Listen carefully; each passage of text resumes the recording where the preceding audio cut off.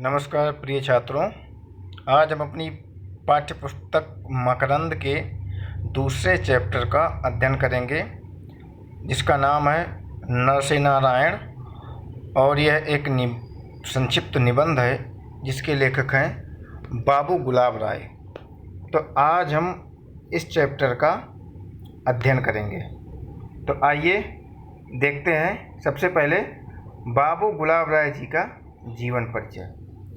तो बाबू गुलाब राय जी हिंदी के प्रसिद्ध समालोचक एवं निबंधकार थे। उनका जन्म उत्तर प्रदेश के इटावा नगर में सन 1888 में हुआ। उनकी प्रारंभिक शिक्षा उत्तर प्रदेश के मैनपुरी जिले में हुई, जो काफ़ी सुदृढ़ और नियमित थी। बाद में वो आगरा विश्वविद्यालय के छात्र हो गए और वहाँ से उन्होंने दर्शन शास्त्र में एमए करने के बाद एलएलबी की परीक्षा उत्तीर्ण की।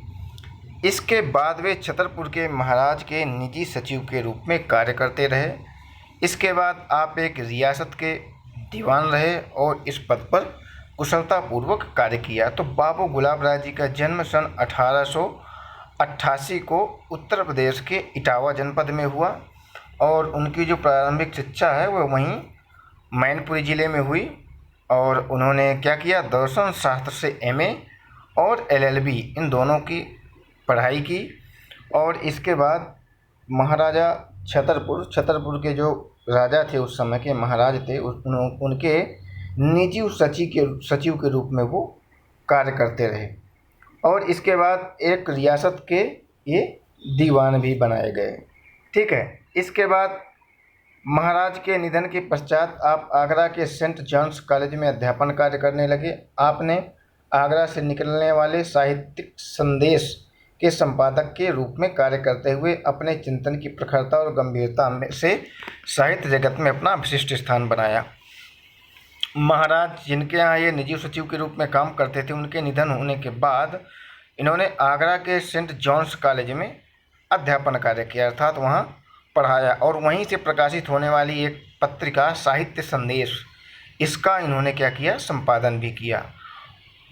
इनकी विशिष्ट साहित्यिक सेवाओं के लिए आगरा विश्वविद्यालय ने इन्हें डीलिट की मानद उपाधि से सम्मानित किया। डॉक्टर ऑफ लिटरेचर इस उपाधि से इनको सम्मानित किया। 13 अप्रैल सन 1963 में आगरा में ही इनका निधन हो गया। ठीक है। इसके बाद इनकी जो साहित्यिक विशेषताएं हैं, इस पर अगर हम चर्चा करें तो बाबू गुलाब राय का साहित्य विविधताओं से भरा हुआ था। उनकी रचनाओं में तर्कपूर्ण विश्लेषण के साथ साथ भारतीय सिद्धांतों की सूक्ष्म विवेचना मिलती है। उन्होंने धर्म, दर्शन एवं साहित्य से संबंधित कई महत्वपूर्ण विषयों पर निबंध लिखे। उनके निबंध वर्णनात्मक, विवेचनात्मक और भावात्मक होने के साथ साथ मनोवैज्ञानिकता से भरपूर हैं। उनके निबंधों में गंभीरता के साथ साथ व्यंग और विनोद का पुर भी मिलता है। उनकी रचनाओं में एक विचित्र रस जो पाठक और श्रोता को बांधे रखता है। वे द्विवेदी युग के सशक्त एवं परिपक्व गद्यकार हैं। द्विवेदी युग में ज्ञान विज्ञान के क्षेत्र में गंभीर विवेचन करने वाले विद्वानों में आपका सर्वोच्च स्थान है। तो इनकी जो शैली थी, साहित्यिक जो इनकी विशेषताएं थी, तो इन्होंने धर्म, दर्शन और साहित्य इन विषयों पर अपने महत्वपूर्ण निबंध लिखे। और निबंध इनके होते कैसे थे, वर्णनात्मक, विवेचनात्मक और भावात्मक और मनोवैज्ञानिकता से जो इनके निबंध हैं वो भरपूर होते थे। द्विवेदी युग के जो है एक सशक्त जो है परिपक्व गद्यकार थे। ठीक है। और द्विवेदी युग में आपका सर्वोच्च स्थान है। द्विवेदी युग जो गद्य का जो 4 प्रकार के जो गद्य के जो समय निर्धारित किया गया है भारतेंदु हरिश्चंद्र से लेकर के आधुनिक युग तक, उसमें से द्विवेदी युग हजारी प्रसाद द्विवेदी जी के द्वारा निर्धारित जो उनका काल था, उस समय का जो समय था, उस समय के ये परिपक्व गद्यकार माने जाते थे।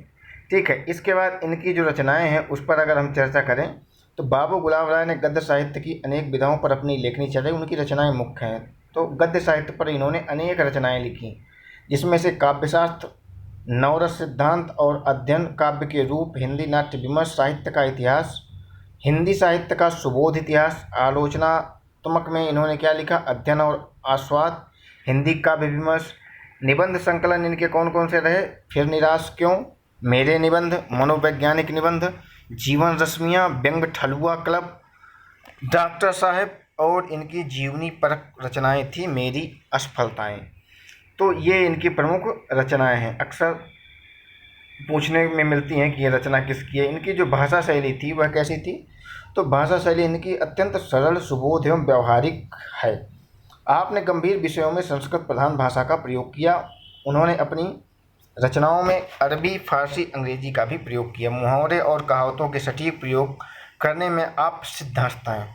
तो जो इनकी भाषा शैली थी वह बिल्कुल अत्यंत सरल और सुबोध, अर्थात सभी को जिसका ज्ञान हो सके, और व्यावहारिक थी। जो हमारे व्यावहारिक शब्द हैं उनको का ये प्रयोग करते थे, और संस्कृत के प्रधान शब्दों का भी ये प्रयोग करते थे। इसके साथ साथ अरबी, फारसी और अंग्रेजी का भी प्रयोग इनके भाषा में, इनके लेख में मिलता था।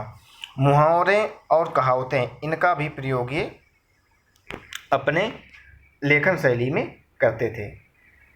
महत्व इनका क्या है? हिंदी गद्य साहित्य में बाबू गुलाब राय का महत्वपूर्ण स्थान है। उन्होंने गद्य साहित्य की अनेक विधाओं की रचना कर सशक्त और परिपक्व गद्यकार के रूप में अपनी पहचान बनाई। उन्होंने हिंदी आलोचना और निबंध के क्षेत्र में अपना महत्वपूर्ण योगदान कर हिंदी साहित्य को समृद्ध किया। तो जो इनका महत्व है वो एक परिपक्व गद्यकार के रूप में इन्होंने अपनी स्वयं की पहचान बनाई और हिंदी साहित्य को इन्होंने समृद्ध किया। अब आते हैं अपने पाठ में। जो इन्होंने पाठ लिखा है संक्षिप्त, इसका मैं सारांश आपको बताता हूँ। नर से नारायण, यह जो पाठ है इस निबंध की विषय वस्तु वर्षा केंद्रित है, किंतु निबंधकार ने अपने आत्मगत विस्तार में अनेक विषयों का स्पर्श किया है। निबंध के प्रारंभ में अवर्षा की स्थिति से प्रभावित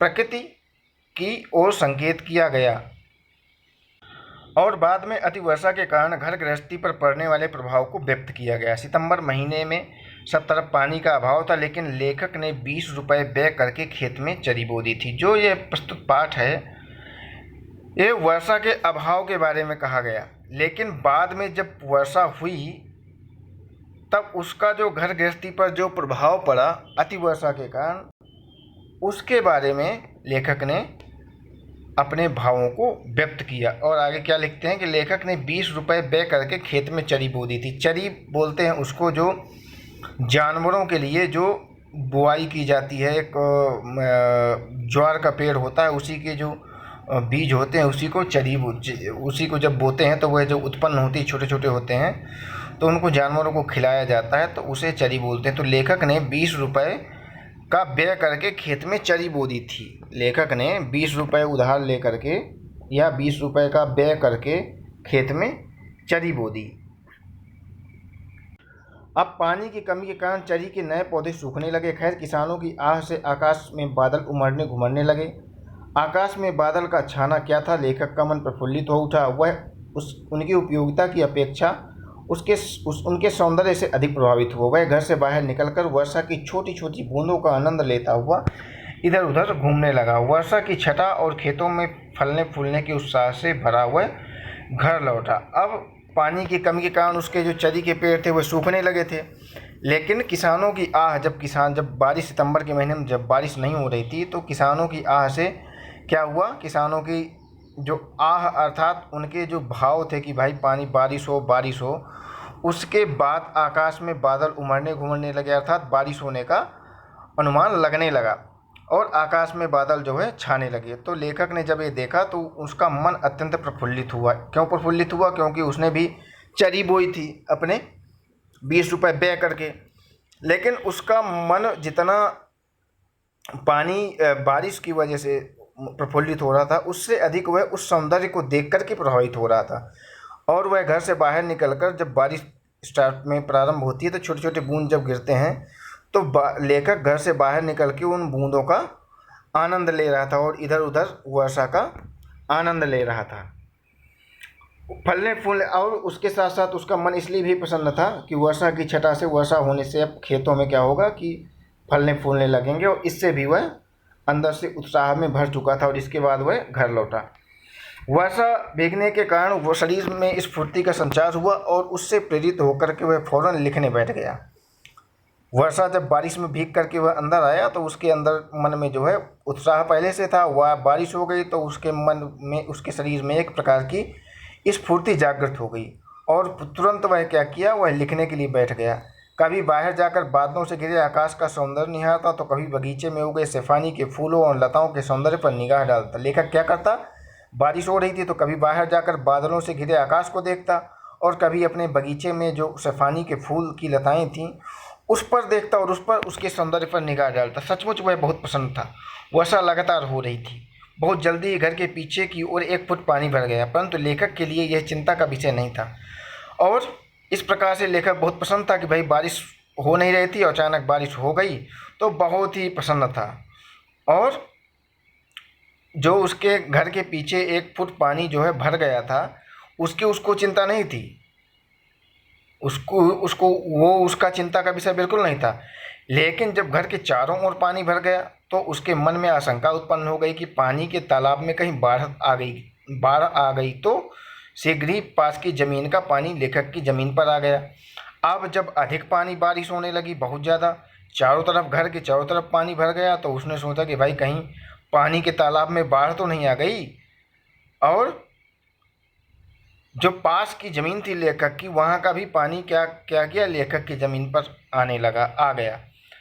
पानी थोड़ी देर में रोशनदान के मुंह तक पहुँच गया और पानी घर के अंदर गिरने लगा। अब अति वर्षा होने लगी। लेखक को लगने लगा कि नहीं, बारिश अब बहुत ज़्यादा हो गई है और इतनी ज़्यादा हो गई कि उसके घर के चारों तरफ पानी भर गया और जो उसका रोशनदान था वहाँ तक पानी अंदर, वहाँ से पानी क्या कमरे के घर के अंदर गिरने लगा। लेखक को अपने घर के तय खाने के रोशनदान पर बड़ा गर्व था। लेखक को क्या था कि रोशन तय खाना होता है ना, घर के नीचे, अगर हम जो हमारा फर्स्ट ग्राउंड फ्लोर होता है वो कहीं कहीं लोग अपना घर नीचे बनाते हैं, नीचे को उसको तय खाना बोलते हैं, उसके ऊपर फिर सामान्य अपना मकान फर्स्ट फ्लोर बनाते हैं। तो वहाँ पर क्या होता है, लोग अधिकतर रोशनदान अर्थात खिड़की लगा देते हैं, नीचे नीचे ही तय खाने पर ही खिड़की लगा देते हैं। तो लेखक को क्या था कि वो उस तय खाने पर और उस तय खाने के रोशनदान पर बड़ा गर्व था और वह सभी आने वाले के सामने तहखाने में आर पार वायु संचार की व्यवस्था की टूटी फूटी शान और स्वास्थ्य विज्ञान संबंधित ज्ञान का प्रदर्शन करता था। और जो भी लोग लेखक के यहाँ आते थे उनको वह दिखाता था कि भाई ये रोशनदान है, ये तहखाना है और रोशनदान है, यहाँ से हवा आती है और यहाँ से बाहर जाती है। और उसका स्वास्थ्य का लाभ बताते थे कि भाई यहाँ रहते हैं तो इधर से हवा आती है, इधर से निकलती है, तो इसका हमको हमारे शरीर में बहुत लाभ मिलता है, इसका कोई नुकसान नहीं होता। तो ये स्वास्थ्य संबंधी विज्ञान जो है लोगों के सामने क्या करते थे, लेखक अपनी बातों को प्रदर्शित करता था। इन्हीं रोशनदानों से तहखाने में पानी के झरने गिरने लगे। अब जो तहखाना था तो उसकी जिस रोशनदानों की बहुत बड़ाई किया करते थे वो, अब उसने देखा कि भाई पानी बहुत अधिक बारिश हो गई है और उन जो रोशनदान रोशनी के लिए बनाया था उन्होंने, उस रोशनदान से झरने बहने लगे। और वो झरने कहाँ गिरने लगे, तहखाने पर। और वर्षा के इस दौर में बिजली चली गई, चारों ओर गुप्त अंधेरा हो गया। अधिकतर आपने देखा होगा कि जब अधिक बारिश होती है तो बिजली स्वाभाविक है काट दी जाती है, क्योंकि बारिश में बिजली का संचार बहुत तेज़ी से बढ़ने लगता है और कहीं इस प्रकार की कोई दुर्घटना हो, इसलिए बिजली विभाग पहले से ही उसको बिजली को काट देता है। तो बिजली भी चली गई लेखक के घर की। हाथ को हाथ नहीं सूझता था। अब इतना अंधेरा था कि हाथ को हाथ नहीं दिखाई दे रहा था। ये कहावत है, ठीक है। लालटेन की खोज होने लगी। लालटेन खोज, लाइट नहीं है तो लालटेन खोजने लगे, लेकिन अंधेरे में कारण दियासलाई मिलनी भी मुश्किल थी। अंधेरे में क्या था, कितना घुप अंधेरा था, बारिश ऊपर से हो रही थी कि जो है दियासलाई अर्थात जो जलाने वाली जो माचिस होती है वह भी नहीं मिल रही थी। जैसे तैसे तिल रही लालटेन मिली, जैसे तैसे करके लालटेन मिल गई। एक टूटी फूटी टार्च थी किंतु उसे ढूंढना कठिन था। लेखक के पास एक टूटी फूटी टार्च भी थी, लेकिन ऐसे अंधेरे में और ऐसे बारिश के समय उसको भी खोजना मुश्किल था। लेखक को लगा कि सेलरों से गिरते झरने उसकी मूर्खता की घोषणा कर रहे हैं। घर के नौकर पड़ोस से लालटेन ले आए और हम सब शांतिपूर्वक घर में बैठ गए। अब लेखक को लगने लगा कि भाई ये जो रोशनदान से झरने गिर रहे हैं, ये यार मैंने बहुत बड़ी मूर्खता कर दी रोशनदान बना करके, और यहीं से पानी गिर रहा, तो अपनी मूर्खता पर उसको लग रहा कि ये रोशनदान आज मेरी मूर्खता का उदाहरण दे रहे हैं। जो नौकर था वह पड़ोस के घर से क्या किया, एक लालटेन ले आया और सब लोग शांतिपूर्वक एक जगह पे बैठ गए। अभी तक लेखक को कोई खास चिंता नहीं थी। थोड़ी देर में पास के कमरे से आवाज़ आई, चलियो। नौकर ने चिल्लाकर कहा, बाबूजी उधर ही रहना, ज़मीन बैठ गई है तथा फर्श के पत्थर आपस में सर से सर मिलाकर खड़े हो गए हैं। भैंस का छप्पर भी तालाब बन चुका है। लेखक के पड़ोसी ने उनसे कहा कि कोई तकलीफ़ हो तो इधर आ जाना। अब स्थिति गंभीर हो रही है बारिश की वजह से, क्योंकि बारिश बहुत अधिक होने लगी। नौकर ने चिल्ला करके कहा, बाबूजी जहाँ बैठे हो वहीं रहना, उधर ही रहना, क्योंकि क्या है कि ज़मीन धंस गई है, ज़मीन बैठ गई है और जो फर्श के जो पत्थर हैं वह सब उखड़ गए हैं, आपस में सब खड़े हो गए हैं। और भैंस जहाँ बंधी रहती उसका जो छप्पर है वह भी तालाब बन चुका है, अर्थात बहुत अधिक वर्षा हो चुकी है। और जो लेखक के पड़ोसी थे उन्होंने लेखक से कहा कि भाई अगर कोई दिक्कत हो तो इधर आ जाना। थोड़ी देर में बरामदे और शयन कक्ष का फर्श भी बैठ गया। थोड़ी देर बाद बारिश मतलब इतनी अधिक हो रही थी कि धीरे धीरे धीरे धीरे सब कुछ डूबने लगा। और थोड़ी देर बाद जहाँ पर लेखक बैठे थे बरामदा था और जो उनका सोने का कमरा था वहाँ पर भी पानी फर्श तक भर गया। बाद में पड़ोसी के घर में शरण ली। अब लेखक को लगा कि यहाँ भाई अब बारिश अब इतनी अधिक हो रही है तो भरता चला जा रहा है घर पूरा। तो उन्होंने क्या किया, पड़ोसी के घर चले गए, भाई वहीं जाकर के शरण ली। उन्होंने भैंस को भी अपने यहाँ आश्रय दिया। रात वहीं गुजरी। सुबह जब लेखक उठा तो उसे बाढ़ का भयंकर दृश्य दिखाई दिया। लेखक करुण हास्य के साथ जल प्रवाह देखने लगा और स्वयं को कामायनी का मन ही नहीं नारायण समझने लगा। इस प्रकार लेखक बिना किए ही न से नारायण बन गया। अब रात भर लेखक क्या किया, अपने पड़ोसी के घर में रहे, अपनी भैंस भी वहीं बांध दी। लेखक ने जब सुबह देखा तालाब बारिश का भयंकर मंजर, जब उसने देखा कि भाई अब तो बाढ़ आ गई है, और लेखक को लगा कि वाह, मैं थोड़ी बारी बारिश की प्रार्थना कर रहा था और ये तो बिल्कुल मेरे मन का ही हो गया। चारों तरफ बिल्कुल बारिश, इतनी अधिक बारिश हो गई कि जो है पूरा बाढ़ ही आ गई। तो अपने आप को नारायण समझने लगा कि भाई मेरी इच्छा से ये सब हो गया इतना अधिक। इसके बाद उस दिन लेखक को सभी की सहानुभूति मिली। वर्षा के बाद घर से पानी निकालने का प्रयास असफल हो गया। उस दिन लेखक को सभी लोगों की सहानुभूति मिली, जो भी लोग थे, नौकर था, पड़ोसी थे, अगल बगल वाले थे, सब लोग जितने भी लोग थे सब लोगों की सहानुभूति मिली उनको कि भाई आपका घर भर गया, घर भर गया। और पानी निकालने का प्रयास असफल रहा। घर से पानी बाहर निकाल रहे थे लेकिन वो प्रयास असफल रहा। अगले फायर ब्रिगेड ने पानी निकालने का असफल प्रयास किया। फायर ब्रिगेड को बुलाया गया। फायर ब्रिगेड ने भी पानी निकालने का प्रयास किया लेकिन फिर भी उनका प्रयास असफल ही रहा। 5वें दिन इंजन लगा करके पानी निकाला गया। 5 दिन तक पानी ऐसे ही भरा रहा। 5वें दिन लेखक ने फिर इंजन लगा करके पानी निकलवाया। कोठी के चारों ओर मिट्टी डाली गई। इस प्रकार पूरे 1 सप्ताह बाद जल बाधा दूरी हुई। जब पानी निकाला गया तो फिर उसमें ऊंचाई की गई, घर के चारों तरफ मिट्टी डाली गई ताकि दोबारा पानी घर के अंदर ना आए। इस प्रकार से 1 सप्ताह बाद जो ये जल बाधा थी, अर्थात जल से जो तांडव हुआ था, बाढ़ का मंजर आया था, वह घर उनका सामान्य हुआ। लेखक के घर का यही हाल नहीं था, अपितु कई स्थानों में ऐसा ही दृश्य दिखाई दे रहा था। यह जो स्थिति थी केवल लेखक के घर की ही नहीं थी, अपितु आसपास की स्थिति भी यही हो गई थी लगभग। मतलब कई लोगों के घर गिर चुके थे। गांव जलमग्न हो गए थे, अर्थात इतनी अधिक वर्षा हुई थी कि पूरे गांव के गांव बिल्कुल जल में मग्न हो गए थे, डूब गए थे। और अनेक लोग मौत के शिकार हो गए थे और कई लोग मर भी गए थे। जो लोग घर से बाहर गए हुए थे उनको घर लौटना मुश्किल हो गया। सड़कें टूट गईं, पुल बह गए। सभी शिक्षा संस्थाओं में बाढ़ पीड़ितों को आश्रय दिया गया। इस प्रकार की स्थिति हुई कि बाढ़ इतनी अधिक आ गई कि गांव का गांव पूरा जलमग्न हो गया। लोग जो है परेशान हो गए। जो बाहर था वो बाहर रह गया। सड़कें टूट गईं, पुल जो बने थे टूटे फूटे वो भी टूट टाट के बह गए। जो शिक्षा संस्थाएं थी, अर्थात जो स्कूल थे, वहाँ पर बाढ़ पीड़ित अर्थात जिन जिन लोगों के गांव या घर डूब गए थे उन सबको क्या किया गया, आश्रय दिया गया कि भैया स्कूल में आकर के, शिक्षण संस्थाओं में आकर के रहिए जब तक इस बाढ़ का पानी खत्म नहीं होता। सभी बाढ़ पीड़ितों की सहायता करें। लेखक सभी लोग बाढ़ पीड़ितों की सहायता लोग कर रहे थे। लेखक के परिवार को भी जैन बोर्डिंग में आश्रय दिया गया। लेखक और लेखक के परिवार को भी कहाँ, जैन बोर्डिंग स्कूल जो भी था उस स्थान पर लेखक को आश्रय दिया गया था, तो रहने का स्थान दिया गया। लेखक ईश्वर से प्रार्थना करता है कि वह इस बाढ़ की पुनरावृत्ति न कराए। अब लेखक को यह स्थिति देख करके लेखक मन ही मन सोचने लगा और भगवान से प्रार्थना करने लगा कि भाई हे ईश्वर, अब दोबारा पुनरावृत्ति अर्थात इस तरीके की घटना या इस तरीके की बारिश का मंजर दोबारा हमारे यहाँ मत करना। इस प्रकार से लेखक ईश्वर से प्रार्थना करता है। तो यह जो आपका प्रस्तुत पाठ निबंध है नर से नारायण, बाबू गुलाब राय जी द्वारा लिखित, इस पाठ का मैंने आपको संक्षिप्त सारांश बताया। ठीक है, इसके प्रश्नोत्तर भी आप देख सकते हैं। इसके लिए मैं आपको दूसरा वीडियो या दूसरा PDF आपको प्रोवाइड करवाऊंगा, तो आप उसके माध्यम से स्वाध्याय कर सकते हैं। तो ठीक है, आप लोग इसे पढ़ें, देखें और अध्ययन करें। मिलते हैं आपसे अगले वीडियो में, तब तक के लिए बहुत बहुत धन्यवाद आप सभी का।